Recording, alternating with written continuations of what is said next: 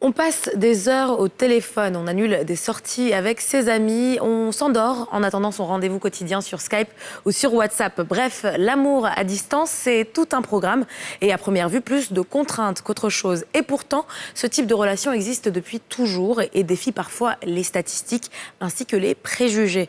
L'amour à distance peut-il fonctionner? Peut-il durer? C'est le sujet de ce tout nouveau numéro des Femmes d'ici sur NCI. Surtout, restez avec nous, ça commence tout de suite.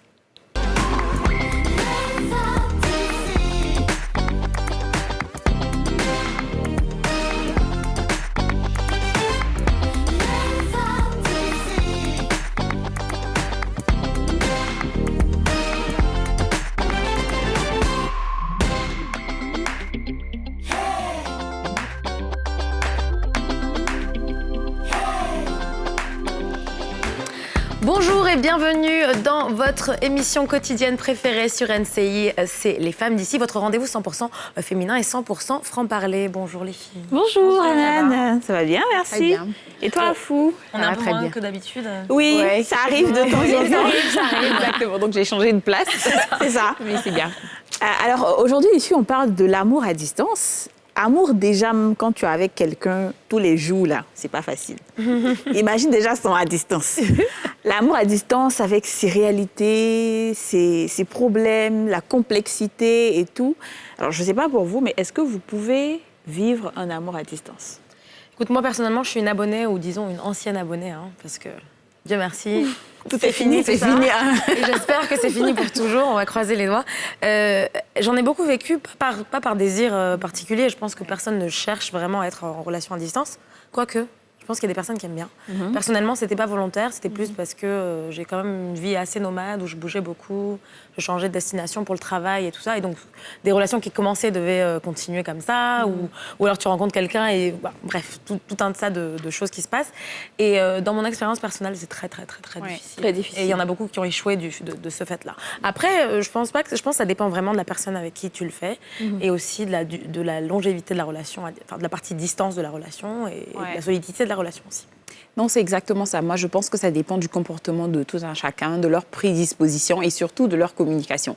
Parce qu'après, quand vous êtes là physiquement, vous pouvez communiquer, vous pouvez décider ensemble et tout. Mais après, quand tu rajoutes une distance, tu rajoutes aussi le fait que tu ne peux pas forcément toujours planifier avec la personne parce que vous pouvez être dans différents créneaux horaires et tout ça.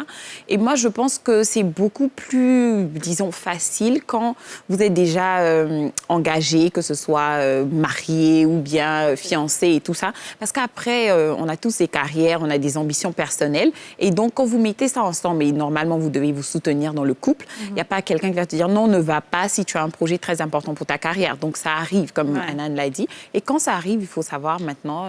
manager. Alors, moi, je vous rejoins carrément toutes les deux parce que c'est au cas par cas. Hein. Je pense qu'on ne décide pas réellement d'avoir une relation à distance. Ça peut arriver comme ça peut ne pas arriver. Moi, j'en ai vécu, ça n'a pas marché parce que je pense que ça marchait pas, tout simplement. La distance, là, ça fait que ça ne marche pas. C'est difficile, en fait. C'est une question de personnalité. Mais bon, c'est au cas par cas. Comme tous les jours, on vous a posé la question, chers téléspectateurs, et la question du jour, c'est que pensez-vous des relations à distance? On écoute certaines de vos réponses. L'amour à distance, pour moi, ça ne peut pas exister. Et ça n'existera jamais dans ma vie parce que je me dis, à distance, tu ne peux pas connaître le comportement de la personne, tu ne peux pas connaître les émotions de la personne. Il y a tout un paramètre sur le partenaire que tu ne peux pas maîtriser, pas connaître. Une relation à distance, je dirais non, tout simplement parce que pour moi, une relation, c'est d'abord être présent pour l'autre. Et je veux dire que par moment, quand tu as besoin de l'autre, il n'est pas là, il est à distance. C'est pas évident, surtout que je me dis ainsi à l'extérieur, par exemple, on vit en Europe ou aux États-Unis, avec les plages horaires qui ne sont pas pareilles.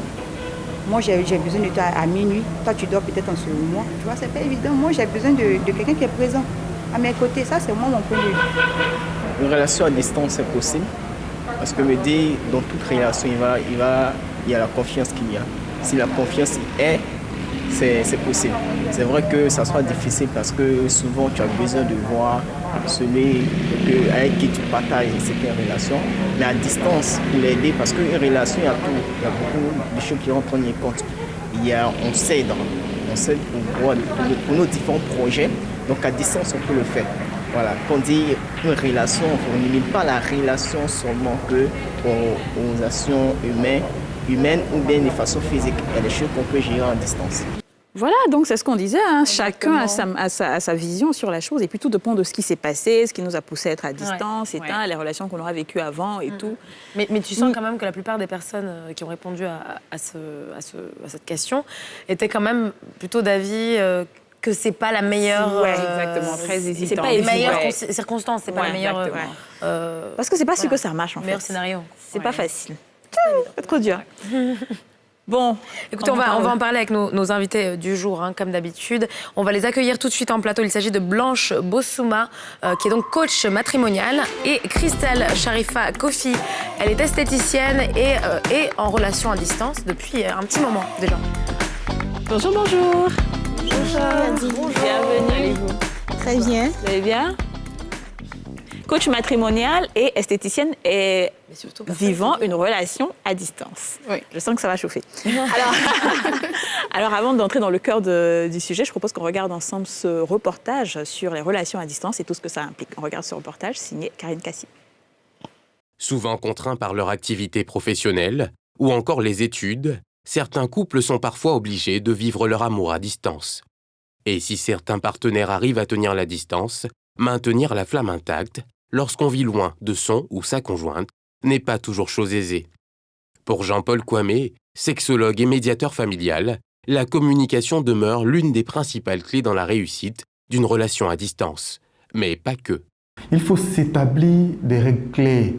Voilà, on n'est plus ensemble, ou bien je ne vis pas auprès de toi, je ne veux pas de ça, je ne veux pas de ci.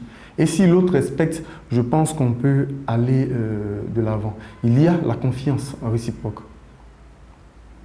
Ah oui, la confiance, c'est un petit mot, mais qui pèse dans la balance de la relation amoureuse. Si on ne se fait pas confiance, eh bien, c'est clair qu'on ne peut pas construire une vie à deux. Selon une étude sino-américaine réalisée en 2013 par International Communication Association, l'amour à distance durerait plus longtemps que les autres et serait surtout plus solide. Selon les études, 82% des relations à distance échouent. Échouent dès lors qu'ils décident de se mettre ensemble. Pourquoi ils n'échouent pas au moment où ils sont encore à distance? Et c'est 3 mois après, 3 ou 4 mois après leur emménagement que la relation se brise. Eh bien, l'explication est toute simple. Le fait de dormir et de se réveiller ensemble va montrer à l'autre que les défauts, les tares. Quand on aime quelqu'un et qu'on ne le connaît pas vraiment, on idéalise sa personnalité. On a l'impression que cette personne est tellement idéale, tellement géniale, qu'elle n'a pas de défauts. Eh bien, la vie de couple sous le même toit va nous montrer les défauts, les limites de l'autre. Et finalement, on va se dire, peut-être qu'on a fait erreur, on va rebrousser chemin. Les personnes interrogées sur la question estiment néanmoins que le risque de voir la relation s'éroder au fil du temps en raison de la distance reste élevé. Personnellement, ça ne m'intéresse pas parce que la distance, ça réduit les centres d'intérêt, ça nous permet de ne plus être en adéquation, en union. Et puis, tu ne sais pas ce qu'il fait là-bas, ce que moi je fais ici. On se perd, en fait. Personnellement, ça ne m'intéresse pas. Ton conjoint peut rencontrer d'autres personnes. Toi aussi, tu as appelé à être avec d'autres personnes. Voilà. Je te dis que tu es en couple, tu dois être fidèle, mais là, il y a la tentation, vu qu'il n'est pas là aussi. La relation à distance, c'est pas trop fiable à 100%. Du jour au lendemain, la personne peut te larguer en te disant si tu as eu quelqu'un d'autre, fais ta vie. Il y a tout ça dedans. Je suis contre la relation à distance parce que j'ai essayé, ça n'a pas marché. Néanmoins, d'autres se montrent un petit peu plus optimistes. Moi, de mon côté, comme je voyage beaucoup, si j'ai confiance à ma conjointe, pas de problème. C'est risqué, en touche c'est risqué, tu peux être pas d'elle un peu d'offre, elle va faire ce qu'elle veut. Une relation, il faut avoir confiance, comment dire, à ta partenaire, c'est tout. Et puis je mets Dieu devant, ça ne me gêne pas. Les technologies de l'information et Internet jouent un rôle crucial dans les relations à distance. Si aimer en dépit de l'éloignement peut sembler effrayant ou difficile pour certains, d'autres y trouvent leur compte. Ne dit-on pas, loin des yeux, près du cœur ? Alors, on l'a entendu, hein, cette chute du reportage de Chèque Bleu, l'adage « loin des yeux, près du cœur ». J'ai l'impression que ça vous parle un petit peu, Christelle, car vous êtes dans une relation à distance, et cela depuis très longtemps. Expliquez-nous pourquoi et comment ça a commencé, et pourquoi ça marche. D'abord, ça a commencé sur Internet. Au départ, je n'étais pas vraiment intéressée, vu la distance et tout. Mais ce qui a été créatif et qui a fait que ça a vraiment duré, ça a été la communication. Surtout, la communication a été vraiment très créative. Parce que l'enjeu dans ce genre de truc, c'est qu'au départ, on parle de tout et de rien. Mais après, ça ennuie. Bien sûr. Ça, c'est évident. Après, ça ennuie, tu te dis, bof, toujours c'est la routine, tu as mangé quoi, tu t'es réveillé. Tu te dis, mais merde, quoi. Du coup, ça diminue vraiment l'estime de la personne parce que tu ne comprends plus rien et tu passes à autre chose aussitôt. Mais la différence, dans mon cas, c'est que ça n'a pas tardé, on a commencé à parler projet, vie commune. Okay. Voilà. On n'a pas décidé de s'installer ensemble d'un coup, mais on a essayé d'établir des règles et surtout un calendrier où on pourrait se voir minimum chaque 2 mois. D'accord. Il habite en Italie. En Italie et vous en Côte d'Ivoire. Et moi en Côte d'Ivoire. Ok. Donc tous les 2 mois, un voyage. Oui, on essayait de se voir quasiment tous les 2 mois, même si c'est l'histoire d'un week-end ou juste 5 à 7 jours, ça allait. Et quand on se voyait, on ne se basait pas sur le fait de se dire tu m'as manqué, tu es belle, tu es beau. Non, on a commencé à prévoir notre avenir ensemble. Mais d'abord, ce qui a été plus vraiment bien, c'est qu'on a prévu commencer à investir ensemble. Parce que moi, déjà, l'Europe, c'est pas pour moi un truc... Non. Ouais, non, pas quelque chose qui va y aller. Voilà, c'est pas quelque chose qui... Il n'y a pas d'engouement de mon côté. De même aussi, lui, son côté, venir en Afrique, il voit pas l'intérêt. Wow. Il voit pas l'intérêt. Même si moi, j'y suis, c'est pas tout pour lui, en fait. Parce qu'il se dit, quand tu vas d'un environnement à un autre, il faut qu'il soit adéquat et à sa juste cause. Vous voyez, du coup, nous deux continents différents, chacun cherche son intérêt, mais on ne voit pas vraiment. Donc, on a dit, dans ce cas, investir. Et si on investit dans quelque chose, ça va nous mener à se voir régulièrement, à parler régulièrement et à mieux se connaître. Parce que mon homme m'a clairement fait comprendre dès le départ, il est un homme. Il a rencontré une Africaine. D'autant plus qu'on a une réputation un peu mal placée. Et il m'a clairement fait comprendre qu'une femme, on l'a construit pour mieux vivre demain. D'accord. On a l'espace accroché à soi. On l'a construit. C'est-à-dire qu'il faut que vous soyez indépendante, c'est ça que vous voulez dire? Il faut que je sois d'abord indépendante. D'accord. On n'est pas passé sur le fait de je te fais confiance, tu ne me fais pas confiance, etc. De tu me trompes, tu sors avec qui? Non. Ça a été ça, notre base. Je te construis, je vois comment tu gères ta vie, comment tu te gères toi. Et après ça, si on doit passer le cap, on passe le cap. Et ça marche très bien jusque-là. Oui. Jusqu'à combien de temps?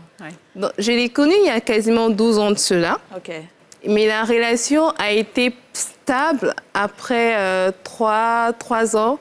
Donc, on peut dire ça a été officiel à la 3e année. D'accord. Alors, coach, il y a plusieurs sortes de relations à distance. Il y a peut-être des gens qui vivent ensemble, par exemple, pendant des années, et la force des choses fait que l'un voyage ou l'autre va pour les études, ou on ne sait pas, et il y a la distance qui s'installe. Il y a aussi le cas de Christelle, où on peut se rencontrer sur Internet, où ça peut être des branchements, où dès le départ, on vit déjà à distance. Alors, est-ce que vous pensez qu'il y a une des relations à distance qui est plus prédisposée à réussir, en fait?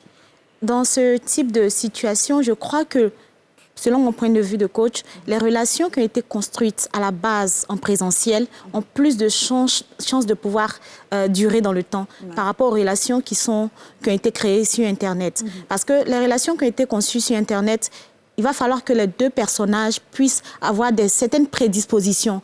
Peut-être la personne qui décide de s'engager doit se renseigner à distance sur l'autre personne.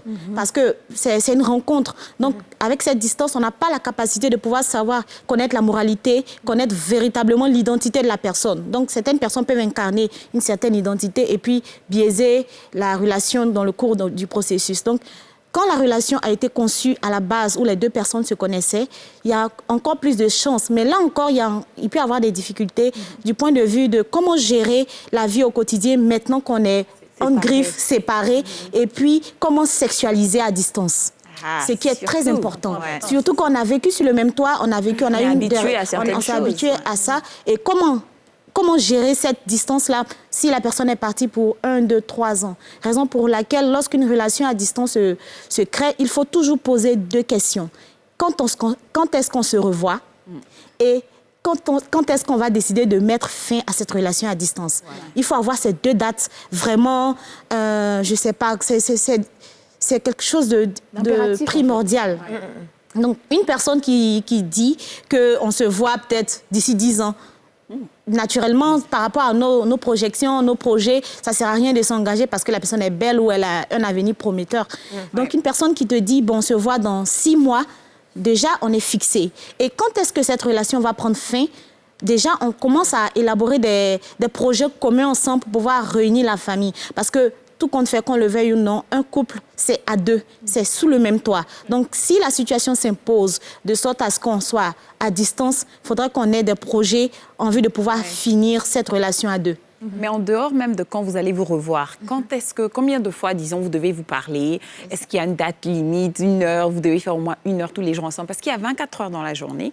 Et moi, je trouve qu'au moins votre relation devrait occuper une partie importante de cette journée-là. Et donc, moi, j'imagine surtout, quand je pense à relation à distance, je suis toujours au téléphone avec la personne, vous êtes toujours en train de vous envoyer des messages. Est-ce que c'est ce besoin-là de vraiment rester connecté, de savoir ce qui se passe entre vous? Ou bien, même chaque 2-3 jours, c'est une question pour vous deux. Hein. Comment est-ce que... Et avec quelle fréquence vous parlez avec votre partenaire? Je peux la laisser. Allez-y, Christine. Ça, c'est un peu problématique. Surtout pour nous, les femmes. Parce que nous, les femmes, nous sommes vraiment spontanées. On aime quand on nous écrit tout le temps « Coucou ma chérie, que fais-tu ?» Ici, ça. Tout le monde. Oui. C'est beaucoup. Oui, ça, c'est nous. Mais les hommes, par contre, ça les énerve un peu. Ouais. Tout le temps, ça les énerve un peu. Les hommes, ils aiment passer au concret. Dans mon cas, au lieu de recevoir « Coucou, comment ça va ?», ils préfèrent « Que fais-tu ?» Quelque chose de concret, oui, droit au but. On va au concret, droit au but. Je suis occupée, OK. Le soir, je sais à quelle heure il descend. Du travail. Je m'arrange de mon côté, avoir le temps, à cette heure-là, pour faire le récap de sa journée, passer à l'essentiel. Et si j'ai d'autres choses à faire, je lui dis tout simplement, on se rappelle, ou avant de dormir, envoie-moi un coucou. D'accord. C'est comme ça qu'on fonctionne. D'accord. En général, dans les relations à distance, il est préférable de synchroniser notre emploi du temps. Parce qu'une relation à distance entre Abidjan et Tokyo ou les États-Unis, c'est pas évident. Parce que pendant que moi, je me réveille, toi, tu t'apprêtes à te coucher. Donc, synchroniser ensemble un emploi du temps selon le décalage horaire pour qu'on puisse avoir nos moments d'intimité, pour pouvoir se parler, pour pouvoir vraiment se projeter. Mais dans la journée, moi, je préconise, en général, pour les personnes qui vivent des relations à distance, de se partager son emploi du temps. De sorte à ce que même dans le courant de la journée, partager des événements qui sont en train de se dérouler pour que la personne sache que vous n'avez pas une vie monotone, ou soit je suis au bureau, mais peut-être expliquer certains incidents qui se sont déroulés dans la journée pour que la personne, tant bien même qu'elle soit à distante, mais qu'elle sente un peu ce que vous vivez au quotidien, qu'elle soit imprégnée. Même lorsque vous descendez à aller déjeuner, ça ne vous coûte rien de l'appeler. Ah, je suis en train de déjeuner, prendre une photo. Il faut innover en termes de communication. Ne pas forcément se limiter à attendre au coucher ou au réveil, mais dans la journée, envoyer des petits messages, envoyer même des photos de paysages, de personnes avec qui on est. Et ça crée de la communication, ça crée de la joie. Mais alors justement, on ne risque pas, je sais que je parle un petit peu d'expérience et aussi d'autres personnes qui sont en relation à distance et qui s'en plaignent un petit peu. Quand on est une personne qui a une vie bien remplie, d'accord, malgré l'absence de son conjoint, et et qu'on commence à vivre ça comme quelque chose de finalement très contraignant, parce que justement, je dois envoyer des messages, j'ai mon rendez-vous Skype, je suis avec quelqu'un, je suis en train de passer un bon moment, mais il faut que je rentre chez moi plus tôt parce que l'autre personne attend au bout du fil. Au bout d'un moment, ça devient pas un peu un obstacle à la vie quotidienne, à la vie qu'on mène en fait? Je pourrais répondre pour dire qu'une relation à distance n'a rien de différent d'une relation en présentiel, parce que même quand on est en présentiel, on a des réalités, on a des activités, on peut avoir une vie remplie, mais on a toujours du temps à accorder à la personne qu'on aime. Donc même qu'on soit à distance ou pas, je crois qu'une personne qui a envie d'aller loin avec une personne qui a envie de vivre l'éternité avec une personne, accorde mais ne serait-ce que 30 minutes, même 30 secondes à l'autre personne en face pour lui dire qu'elle pense à elle et vraiment ce qu'elle fait. Donc alors, tout est une question d'engagement. Dans le reportage, il a dit « loin des yeux, près du cœur », pendant que d'autres diront « loin des yeux, loin du cœur ». Alors, je ne sais pas, coach, est-ce que vous pensez que la distance est un tue-l'amour? La distance n'est pas un tue-l'amour, bien au contraire. La distance peut créer même des étoiles du pétillement. Parce que lorsqu'on vit en présentiel tous les jours, la personne, même si elle est belle, même si elle a des rondeurs, même si elle a quelque chose de particulier, on finit par être lassé. Donc, on voit la personne au réveil, ses cheveux en lambeaux, et puis bon, on court, on revient le soir, on est fatigué, on dort. Mais quand la relation il y a une certaine distance, d'abord, on a le réflexe de se mettre sur son premier jour lorsqu'on cherche à se rencontrer. Et puis, on sait qu'on n'a pas assez de temps ensemble. Donc, on maximise sur des moments de qualité. Du coup, on ne va pas s'attarder sur des disputes inutiles, mais on va se focaliser sur des débats qui nous font grandir, qui nous permettent de pouvoir penser à des projets ensemble et même se câliner. On sera plus regardant sur comment mettre les temps qu'on a en commun à profit. Donc, c'est bien au contraire un avantage. Et vous, Christelle, qu'est-ce que vous en pensez? Elle n'a pas tort, c'est vrai. C'est vrai. Parce que quand tu vis avec quelqu'un, franchement, c'est bizarre. Parce qu'en fait, Christelle, elle est habituée. Elle est habituée. En fait, ça fait 2 ans. C'est bizarre. Parce que c'est trop bizarre. Alors qu'à distance, tu as envie de te faire belle. Tu vois, tu as envie de te faire belle, tu as envie de te faire désirer. Franchement, tu mets tout sur toi. Et moi, je trouve que l'avantage aussi, comme ma maman le dit toujours, en amour, il faut être égoïste. Penser à soi avant de construire une personne. Tu as le temps de penser à toi. Tu as le temps de te construire. Tu as le temps de faire tout ce que tu veux, sans contrainte. À part, la seule contrainte qui peut être souvent, c'est pas une situation mortifère, mais un peu quand même compliquée, c'est la vie de ton conjoint. La vie? Oui, la vie. Parce que, de ce que tu fais. Certes, vous êtes à distance, mais tu n'es pas seul. Il faut savoir synchroniser. C'est la vie de ton conjoint. Et quand tu l'as, tu as une liberté, pas absolue, mais ferme. Tu sais où tu vas, tu sais ce que tu fais. Donc, moi, je dis toujours, et lui aussi, il le partage, des contraintes, on en a tous. On n'en disconvient pas. Mais le plus important, le mot de base, le respect, la confiance. Parce que le respect engendre la considération qui entraîne la confiance. On ne se base pas sur le fait de « je suis loin, il est loin, qu'est-ce qu'il fait ?» Non. À se poser des questions qui te torturent. On n'en a pas besoin. Au contraire, avant de dormir, on se dit « oh, quand est-ce que je vais le voir ?» ou « quand est-ce que je vais la voir ?» Ça donne envie et ça augmente l'attention que vous avez l'un envers l'autre. Mais alors, si je peux me permettre, Christelle, vous n'avez aucune intention de mettre fin à la relation à distance, c'est-à-dire que vu que vous avez finalement des façons de vivre différentes et que vous êtes tous les deux un peu, vous campez sur votre position, moi je vais rester en Afrique, lui va rester en Italie, en Europe. Donc comment vous allez, finalement ça va rester comme ça Non, elle n'est pas définitive, elle est temporaire. Elle est temporaire. Elle est temporaire. Alors, c'est quoi le projet? D'abord, moi en tant que femme, j'ai des concessions à faire. Parce que je le veuille ou pas, l'homme reste le maître de la maison. Mais n'empêche que moi aussi, en tant que femme, j'ai mes priorités. Parce que comme si j'étais à Abidjan, lui à Yamoussoukro, ça aurait été plus facile. Bien sûr. Non. Je suis une femme noire, africaine. Et j'ai marié un blanc, européen.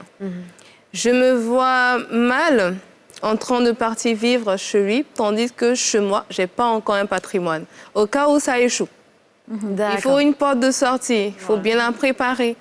Voilà. Et moi, je lui ai clairement fait comprendre que je suis jeune, très jeune, j'ai de l'avenir.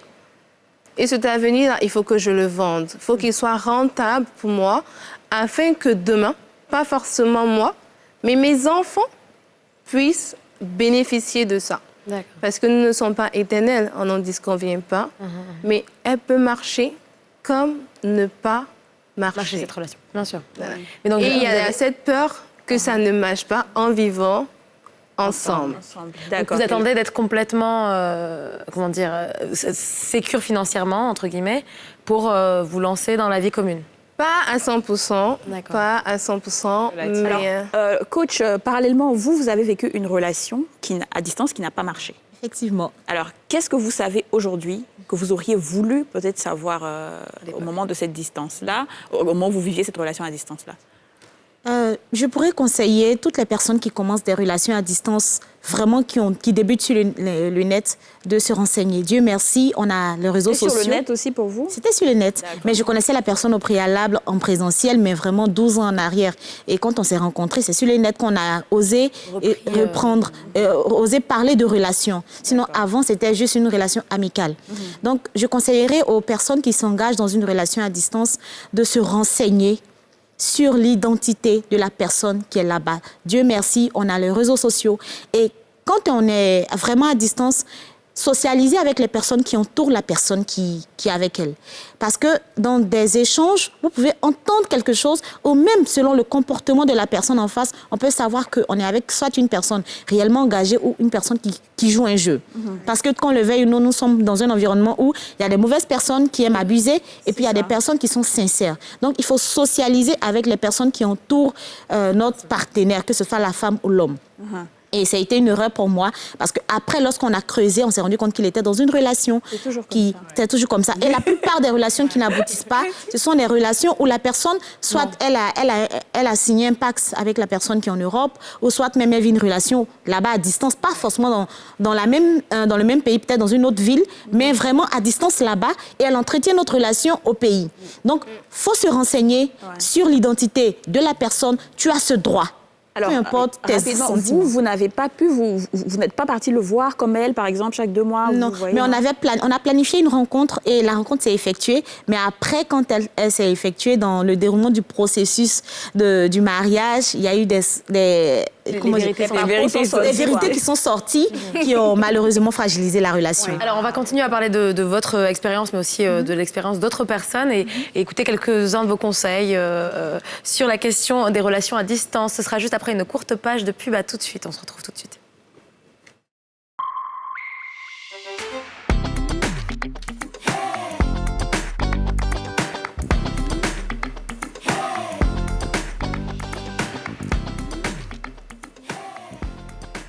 Bonjour et bienvenue. Si vous venez de nous prendre en cours, vous êtes sur NCI dans votre émission préférée, Les Femmes d'ici. Et aujourd'hui, on parle des relations à distance et tout ce que ça implique. Nous sommes avec le coach matrimonial Blanche Bossouma et Christelle Sharifa Kofi, esthéticienne, mais qui vit en ce moment une relation à distance dans laquelle elle se plaît très bien.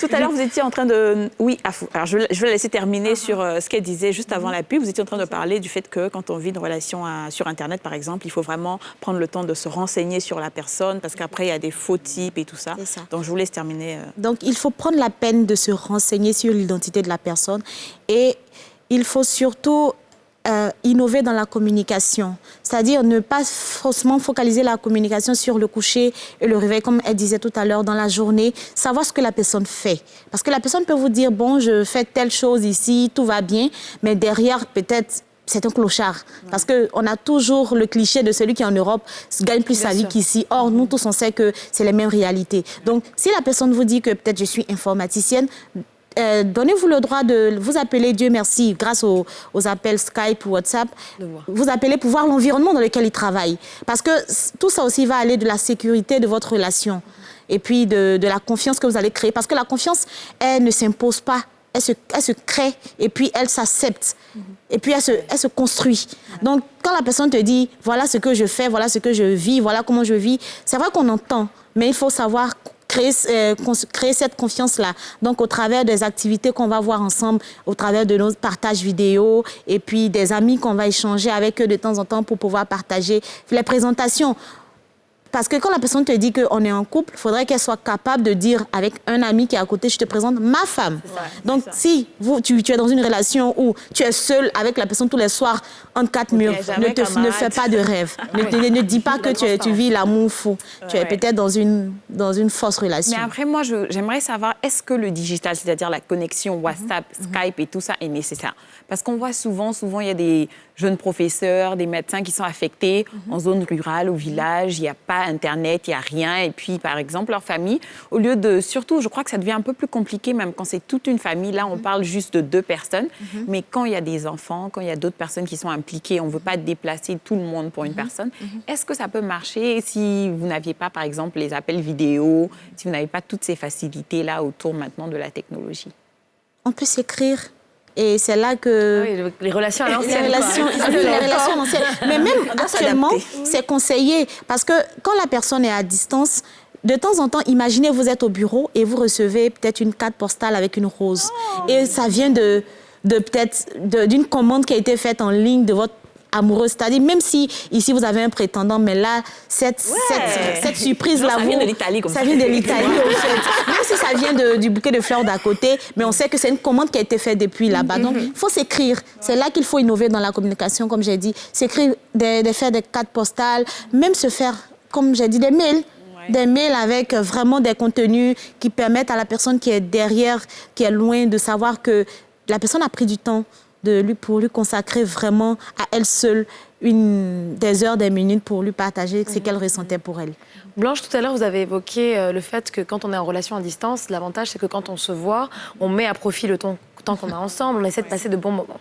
Alors moi, je pense que le revers de la médaille, c'est que parfois, on tait certains problèmes, parce qu'on veut pas passer on veut passer du temps de qualité, on veut que ce soit positif. Je sais que personnellement, ça m'est déjà arrivé. Se dire, bon, je vais pas m'attarder sur ce qui m'a embêté hier, avant-hier au téléphone. J'ai juste envie que le séjour se passe bien. Est-ce que, justement, finalement, le côté réel de la relation, le côté, les défauts qui sont exposés, les problématiques qu'on peut rencontrer au quotidien quand on vit avec quelqu'un, quand on est en vie commune, finalement, ne sont pas... c'est juste, en fait, il y a une bombe à retardement, c'est-à-dire qu'on retarde les problèmes. Ouais. Non, pas du tout. Raison pour laquelle il faut être toujours vrai. C'est-à-dire que tu sois en relation à distance ou relation en présentiel, il faut être toujours vrai. Il ne faut pas toujours montrer qu'on est une personne pétillante de joie, de bonheur. C'est vraiment le doudou nounours.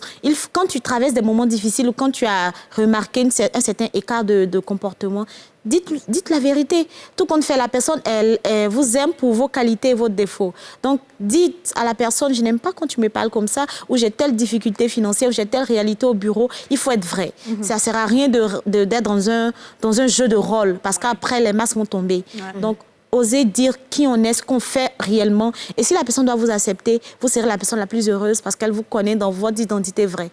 Alors, oui, mais tout à l'heure, vous avez dit que l'une des choses qui faisait que la relation à distance marche, c'est qu'il faut qu'on connaisse la date de fin de cette mise en relation.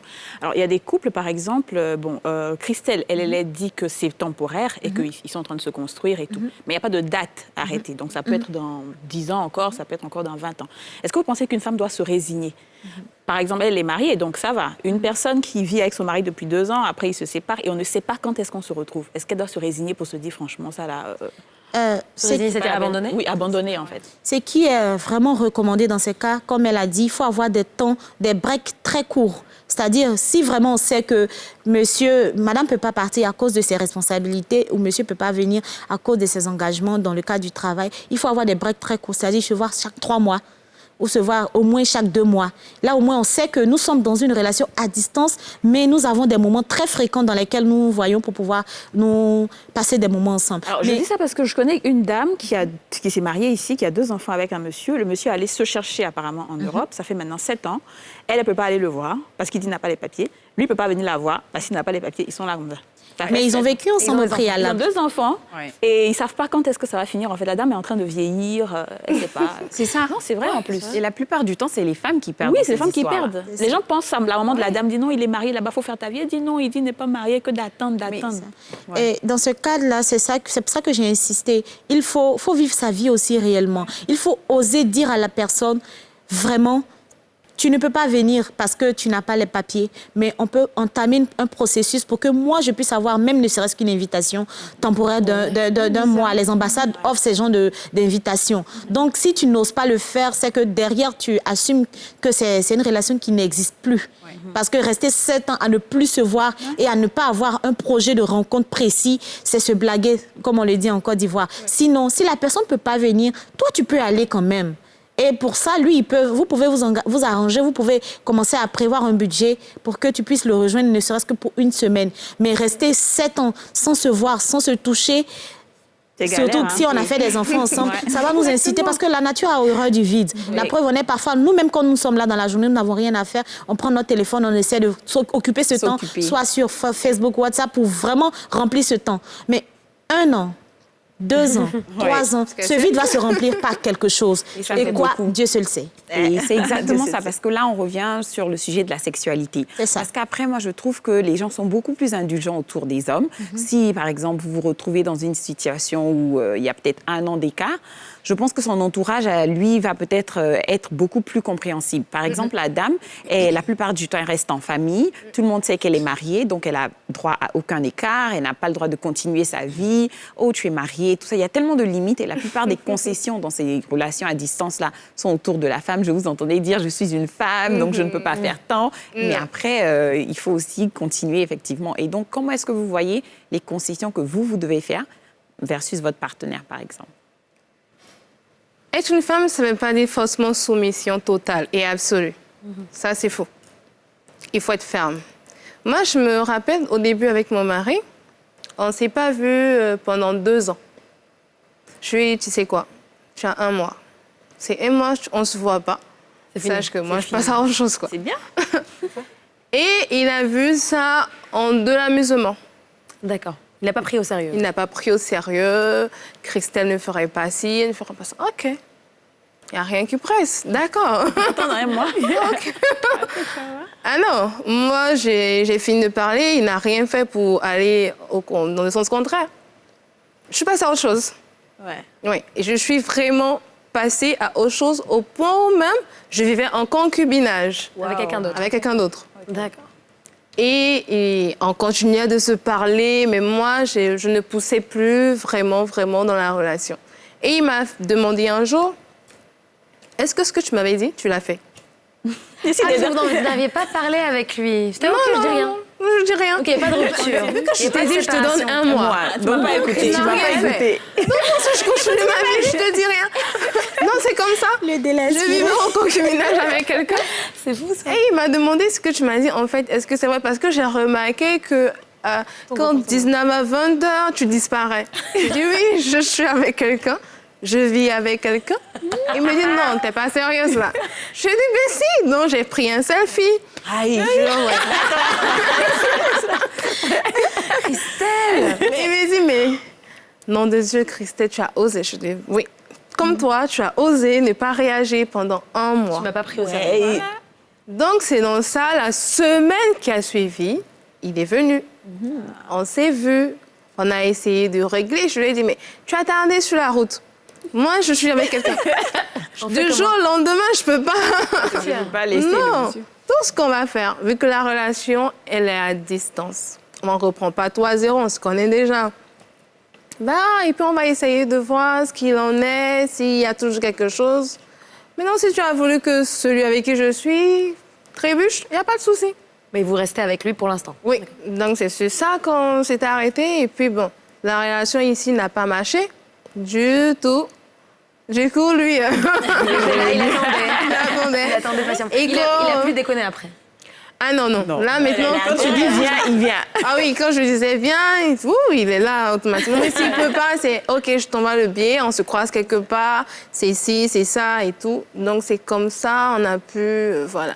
Sinon, de ce côté, effectivement, quand l'homme, il dérape, Il y a beaucoup d'excuses. C'est accepté. Mais quand c'est la femme qui dérape, là, c'est mal vu, c'est ci, c'est ça. Moi, Dieu merci, mes parents, ils ne se sont pas mêlés de ça. C'est quand on a décidé de se marier, ils m'ont dit, vous vous connaissez, ça fait combien de temps?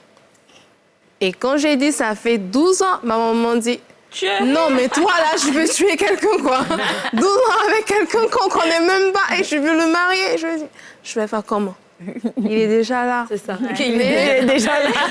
Il était là depuis. Moi, je suis très d'accord avec l'une des choses, en réponse à la question de Afou, c'est vraiment la concession qu'il faut faire des deux côtés. Oui, exactement. Parce que je sais que ma sœur a vécu une relation à distance. Aujourd'hui, bon, ils se sont mariés, mais elle ne pouvait pas partir, par exemple, en France, mais ils se voyaient, par exemple, au Maroc.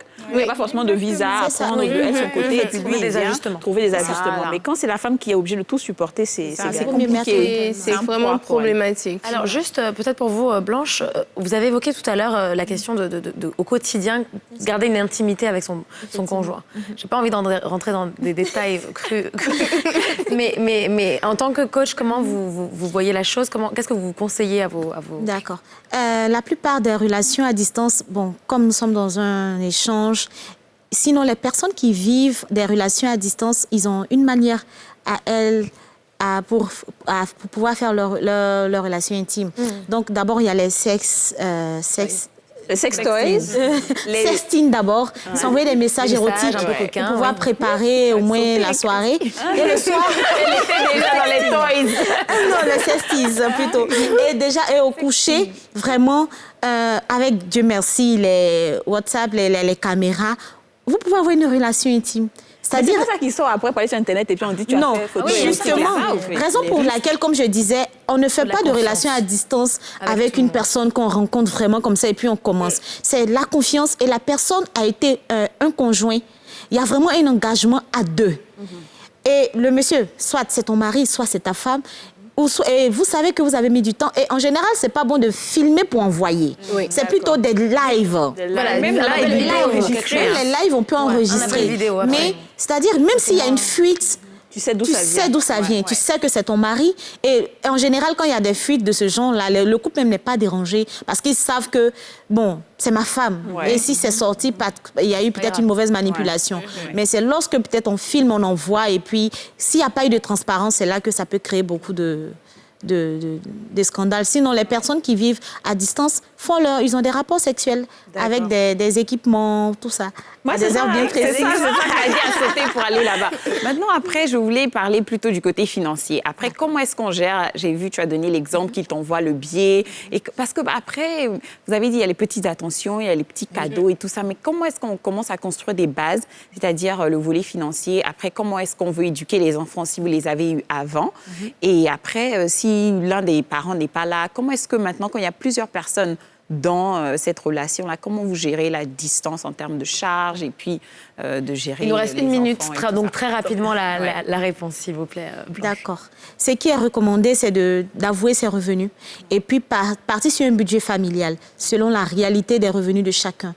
Et en fonction de ça, si la personne qui gagne plus peut faire plus d'apports pour pouvoir faciliter les voyages, l'entretien, et la personne qui gagne peu tient compte de ça pour gérer ses réalités. Sinon, il n'y a pas vraiment... On ne peut pas s'asseoir sur les revenus d'une seule personne. C'est ça. Surtout que grâce au fait qu'on est à distance, on peut vraiment bâtir quelque chose personnellement. On a le temps pour cela, donc il faut maximiser pour créer une certaine autonomie financière et parler de budget.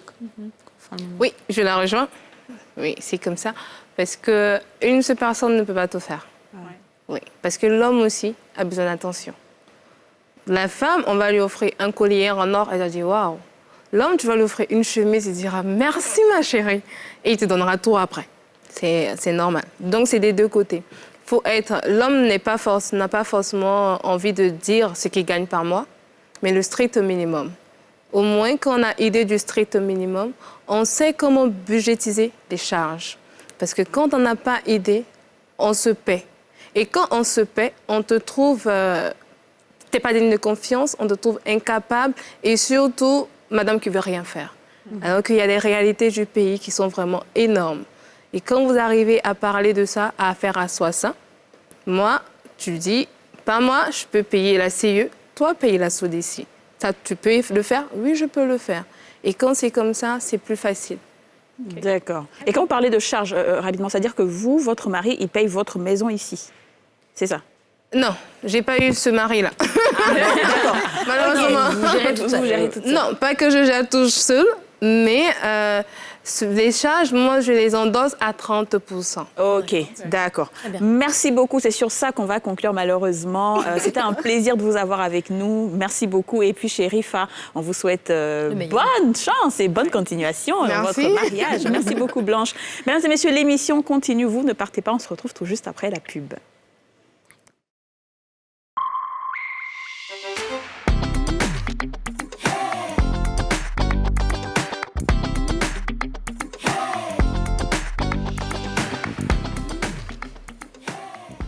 Bonjour et bienvenue si vous nous rejoignez sur le plateau des Femmes d'ici sur NCI. On parle à présent d'une femme, la première femme à avoir lancé une plateforme de paiement en ligne en Côte d'Ivoire à la tête d'Amiral Global Technologies.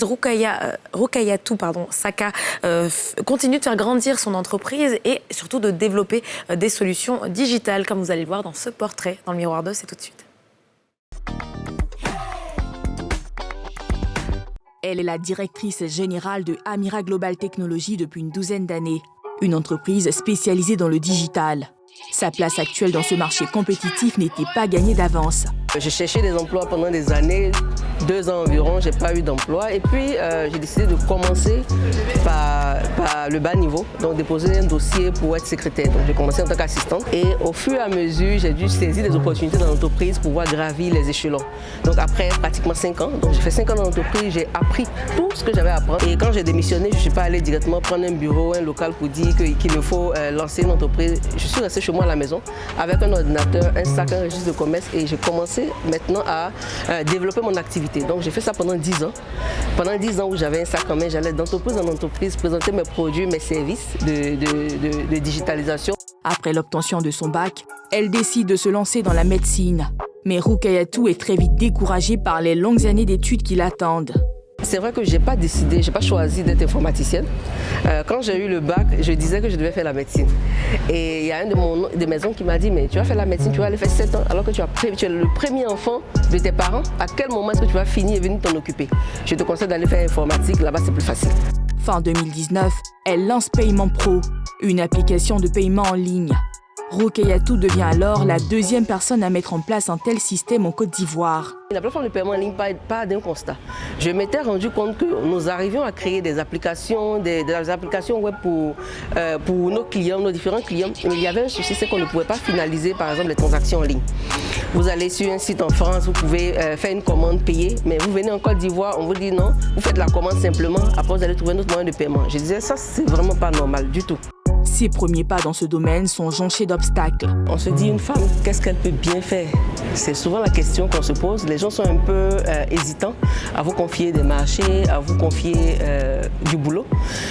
Vous avez toujours besoin de prouver que vous êtes capable avant. Donc ça fait que quand je vais en entreprise, la première des choses que je fais, j'étudie d'abord ce qu'ils ont, j'étudie le process, je fais une proposition. Et souvent même, je développe d'abord avant de déposer ma facture. Sur le marché du paiement en ligne, elle rencontre un concurrent de taille qui ne la fait pas pour autant douter de ses capacités. Quand j'ai connu mon premier concurrent sur le paiement en ligne, disons que j'ai mûri le projet, je l'ai conçu en 2017, donc 2 ans avant le lancement. Je n'avais pas encore des informations sur. Quand je m'en suis rendu compte en 2019, au moment où je lançais qu'ils étaient là, je suis allée froidement étudier ce qu'ils proposaient. Je regardais les différents produits et puis j'ai dit bon. Oui, un concurrent de plus, mais quand on regarde réellement nos business, les 2 business models sont totalement différents. Donc, je ne suis pas inquiète du tout. Ils ne m'ont jamais inquiété, comme on dit, et je fais mon petit bout de chemin. Performer, un incubateur conçu par Rukayatou qui accompagne les femmes qui ont un business à adapter au marché du digital. Et ces sessions de formation comme ce matin attirent de plus en plus d'entrepreneurs. Ce qui est intéressant, c'est qu'on a lancé Performer en septembre 2020. Voilà, donc on vous dira 4 mois tout au plus. Septembre 2020, il y a eu 300 personnes qui ont déposé des candidatures pour être formées. Nous avons sélectionné et nous avons formé 70 femmes sur les 300. Démocratiser l'éthique en Côte d'Ivoire et partout en Afrique, tel est l'objectif que se fixe cette céréale entrepreneuse.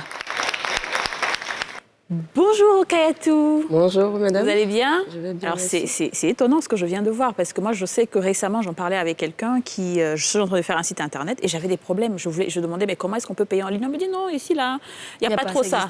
Alors en même temps, je trouve que c'est très bien, mais en même temps je me demande est-ce que la culture africaine généralement, est-ce qu'on a cette culture là de payer les choses en ligne?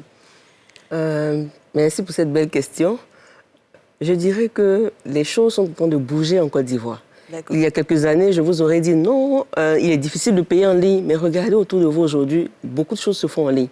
On y va petit à petit, mais on y arrive. Aujourd'hui, vous avez les inscriptions en ligne par Mobile Money, vous avez le paiement même des impôts par Mobile Money. Voilà, donc ça commence à rentrer dans les mœurs des Ivoiriens.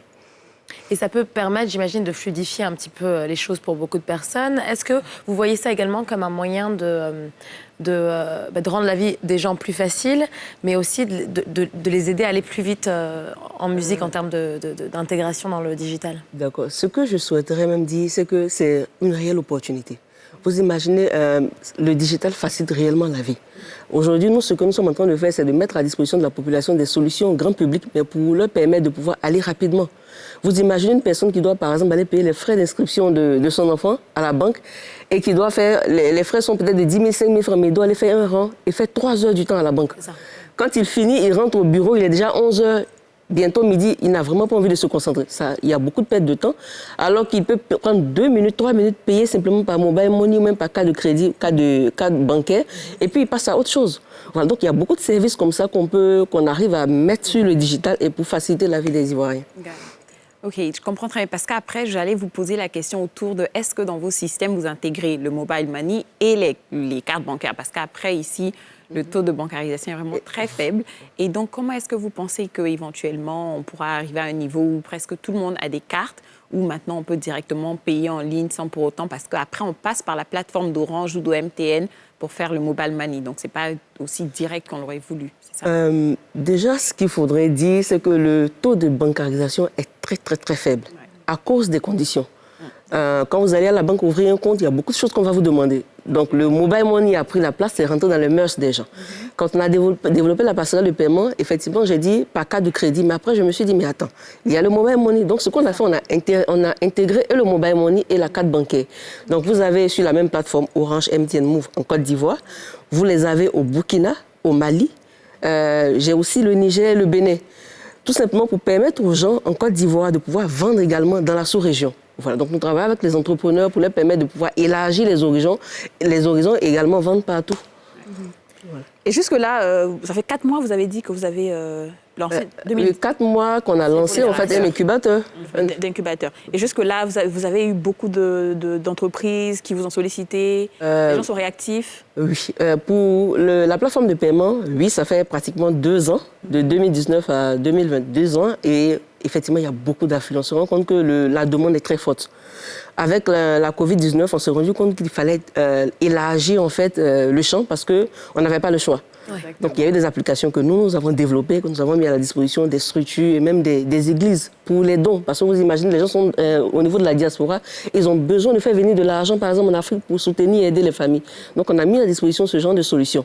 Voilà. Maintenant, on s'est rendu compte que pour pouvoir aider et surtout vulgariser l'éthique, parce que c'est surtout ça, vous allez vous rendre compte que des gens ont peur d'utiliser le mobile money ou d'utiliser la carte bancaire parce qu'on se dit, il y a des pirates, on va voler. Donc, il faut commencer à faire de la formation aux gens. Donc, dans cette idée-là, je me suis dit, non, il faut lancer des séances de formation. Et à un moment donné, je me suis dit même d'abord, dans les 2 camps, former les utilisateurs, mais également former les entrepreneurs. Il faut dire aux entrepreneurs que c'est une opportunité. Avec le digital, ils peuvent aller faire 2 fois, 3 fois plus rapidement ce qu'ils ont l'habitude de faire. Donc, en septembre 2020, je lance l'idée de l'incubateur, que je présente à des amis et tout ça, qui me disent, oui, ça, c'est une bonne idée. Dès que je lance l'incubateur, il y a beaucoup d'inscrits parce qu'il y a beaucoup d'entrepreneurs qui ont besoin de ces outils-là, qui ont besoin du digital pour booster leur business. Et je me dis que c'est l'avenir de l'Afrique, mais l'avenir également de la Côte d'Ivoire. Donc ce que nous faisons dans l'incubateur, c'est de prendre des gens qui ont des idées, qui font des process de façon traditionnelle et voir comment les diriger vers le digital pour aller plus rapidement et étendre leurs activités. Il y a effectivement beaucoup de demandes. Nous essayons d'aller, on a formé 2 cohortes de 50 personnes, mais vous avez vu la dernière formation, il y a eu près de 300 personnes qui sont venues à la formation. Est-ce que vous avez vous mettez l'accent sur les femmes dans votre formation, surtout à tout ce qui est intégration du marché digital? Et si oui, est-ce que c'est parce que vous pensez qu'elles ne sont pas assez mises en valeur dans ce domaine? L'incubateur a été créé effectivement pour les femmes. Parce que, comme je dis toujours, j'ai à cœur le problème de l'autonomisation de la femme. Je dis toujours, une femme qui sait se prendre en charge, peut dire non. Ouais. Parce que quand vous regardez, il y a des femmes qui sont souvent obligées de dire oui parce que, bon, elles n'ont pas le choix, elles ont faim. Mais quand elle peut se prendre en charge, qu'elle a développé ses compétences, qu'elle a de la valeur, bon, quand vous faites des propositions, elle est à l'aise de dire non. Voilà, donc moi, mon combat, c'est ça, donner des outils à la femme, aider la femme à pouvoir se prendre en charge. Et puis, ce qu'on sait, c'est que c'est la femme qui élève les hommes. Ouais, c'est la femme qui donne naissance, qui élève les hommes. Si vous voulez changer les choses, il faut vous adresser d'abord à la femme. Ça, c'est ma conviction. Alors, Rokhaya, on a un rituel ici qui s'appelle le tac au tac. OK. Regarde ses yeux. Non, il n'y a rien. En fait, c'est juste des questions rapides qu'on va vous poser et vous devez répondre en juste 2 secondes. D'accord. C'est des trucs tac au tac. C'est bon? Okay. Tac au tac, tout de suite. Alors, musique ou lecture? Ni l'un ni l'autre. Ni l'un ni l'autre? Ah bon? Café ou thé? Thé. Pagne ou tissu? Pagne. Quand je dis rouge, vous pensez à quoi? Rouge, passion. Passion. Basket ou talon? Talon. Kérosène ou Baby Philippe? Kérosène, j'adore. Zouk ou coupé décalé? Zouk. Zouk, romantique. 3 noms avec Y. Hyacinthe, Yasmine. Je ne sais plus. Yves, j'avoue, il y en a pas. Yves, bien sûr. Yo-yo. Et voilà, c'est tout. C'était juste quelques petites questions comme ça pour vous teaser un tout petit peu. Merci beaucoup. Merci beaucoup, Rokhaya. Franchement, moi, je sais que je vais vous appeler très, très vite parce que j'ai le besoin de... j'ai vraiment besoin de ça. Merci beaucoup d'avoir répondu à nos questions. Surtout vous, ne bougez pas, restez avec nous car l'émission continue après une courte page de pub. À tout de suite.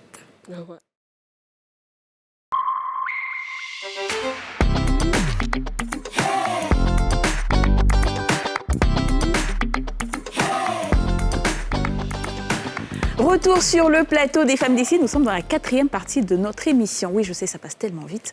Et là, maintenant, nous allons être avec Afou qui va nous parler dans sa chronique Parlons Business de l'importance du service client. Très bien les filles. Donc aujourd'hui, comme Kadi le disait, on va parler de l'importance, disons, du service client. Déjà, c'est une partie qui est vraiment très, très, très visible. C'est la partie, si on veut dire, qui est en contact direct avec votre client. Ils ne savent pas ce qui se passe dans votre cuisine interne. Ils ne sont pas nécessairement concernés avec comment vous fabriquez le produit. Et donc, c'est tellement important d'avoir ce premier contact-là qui soit positif, qui soit vraiment... très, très, disons, marquant même, si vous pouvez les marquer avec des petites gestes, de petites attentions. Par exemple, je dis toujours un petit mot sur un paquet ou bien un petit cadeau auquel ils ne s'attendent pas. Après, c'est de surtout miser sur le long terme. Dans votre premier paquet, vous pouvez peut-être ne pas forcément gagner de l'argent si vous donnez un cadeau extra ou vous donnez quelque chose d'extra. Mais après, vous vous souvenez que le client va se rappeler de cette petite attention, de ce petit geste et va revenir vers vous. Donc ça, c'est un. Deuxième chose, quand maintenant vous êtes dans un magasin ou bien vous vendez un produit, la personne qui va faire ce service client, bien vos dames que vous allez mettre dans votre magasin, prenez des gens qui ont une prédisposition positive, qui sont souriantes, qui vont être aussi aimables et qui vont pouvoir répondre aux questions du client. Parce qu'après, quand tu as des personnes qui sont là et qui ils connaissent pas beaucoup sur le produit, sur votre compagnie, ils ne peuvent répondre à aucune question. Après, ça ne sert pas à grand-chose de les avoir là et puis toutes les questions du client ne sont pas, elles peuvent pas répondre. Pour moi, c'est rédhibitoire. C'est-à-dire que quand tu n'arrives pas à répondre à ma question, je dis, franchement, limite, j'achète pas. Mais justement, après, c'est tellement inutile d'avoir des gens qui sont là que tu payes mais qui ne servent à rien. Donc, il faut vraiment essayer de les former et aussi leur faire comprendre l'importance du client. Parce qu'après, ça fait du marketing. Beaucoup de gens oublient qu'un client qui est heureux, il en parle forcément à son entourage, qui va en parler à d'autres personnes. Et donc, ça te fait une publicité sans avoir même payé. Donc, il faut toujours se dire qu'il faut que mon client sorte de mon magasin ou bien termine un service avec moi heureux. Et après, la dernière chose, c'est qu'il faut être flexible. Dans la vie, il y a toujours des choses qui se passent. Il peut y avoir des couacs, il peut y avoir, tu achètes quelque chose, après, ça se déchire ou bien tu vas dans un restaurant, tu n'aimes pas. Il faut que la personne soit disponible et soit flexible pour dire, bon, je vais changer ton plat. Oh non, on va te renvoyer une autre tenue. Ou bien vraiment être très, très open au feedback. Parce qu'il y a beaucoup de personnes, tu leur donnes du feedback feedback, ils prennent ça personnellement. Ils veulent te répondre, ils veulent te donner des excuses.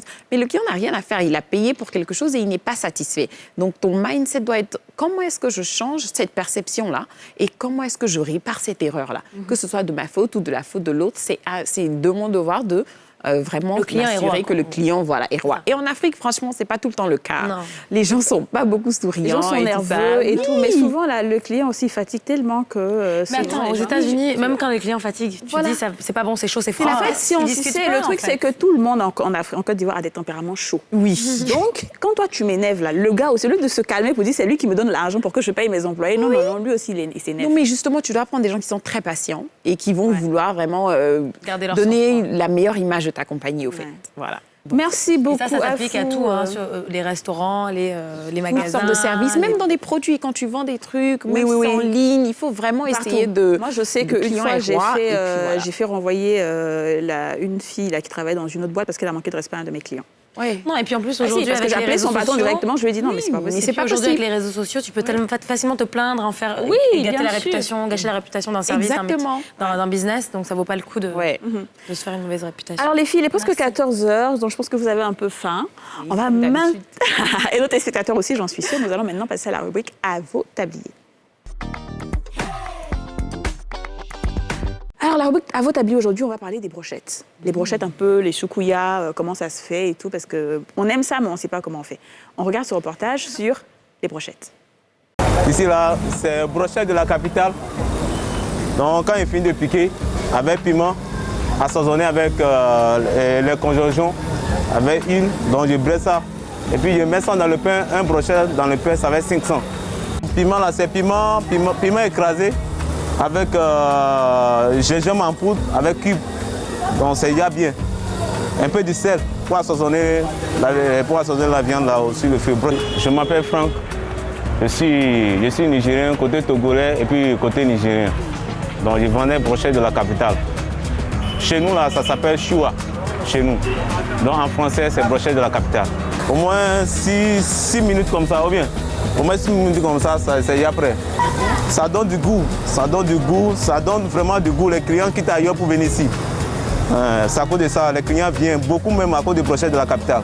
Maintenant, on fait ça avec du pain, brochette de la capitale. On met un peu dedans avec oignon, tomate, aromate, c'est ça qui est 500. Ça c'est piment avec oignon, tomate. Ça c'est viande de bœuf. J'achète ça à marché Sikoji. C'est Sikoji, j'achète ça. J'achète au moins 6 kilos, au moins 7 kilos des fois. Mais j'ai commencé avec 1 kilo. J'ai commencé brochette de la capitale avec 1 kilo. Aujourd'hui, maintenant, je viens d'arriver, je viens de taper à 6 kilos, 7 kilos.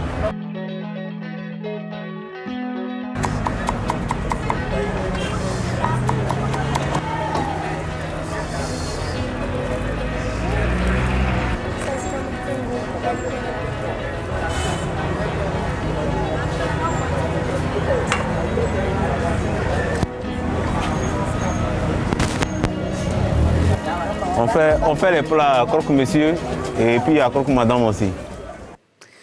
Bon, ça, là, franchement, je pense qu'on n'a pas beaucoup de choses à dire, là parce qu'il faut qu'on goûte surtout, tu vois. On n'a pas de mots. Il a dit quelque chose, un mot-clé. Il est nigérien. Ah oui, c'est vrai.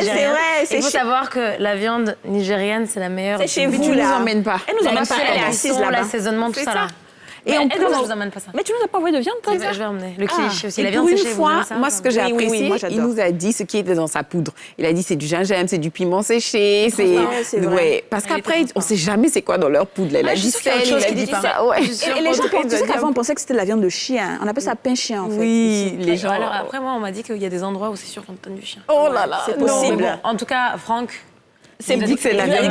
Il a expliqué où est-ce qu'il achète ça. Tu vois, au moins, tu as une traçabilité de la viande. En tout cas, c'est ce qu'il a dit. Bon, moi, je sais pas, personnellement, j'en ai jamais fait ou j'ai jamais essayé d'en faire à la maison. Mais est-ce que vous, ça vous arrive de tenter le chouïa ou Non, c'est-à-dire on peut faire des brochettes, mais c'est pas la même chose en fait. Nous, on fait des brochettes où tu coupes la viande là gros comme ça. C'est pas le même goût. Ça, c'est quand tu as des invités, tu vois, c'est pas le même goût. Et puis son cancan là, je sais même pas. Ah, il nous a expliqué en tout cas. Tu peux essayer. On peut essayer, c'est vrai. Comme tu l'as dit, il est 14h. Il est 14h. On va un peu écourter l'émission. C'est ça, exactement. On va conclure et on va aller manger. Mesdames et messieurs, on est à la fin de notre émission. On vous souhaite une excellente fin d'après-midi. Portez-vous bien et à demain.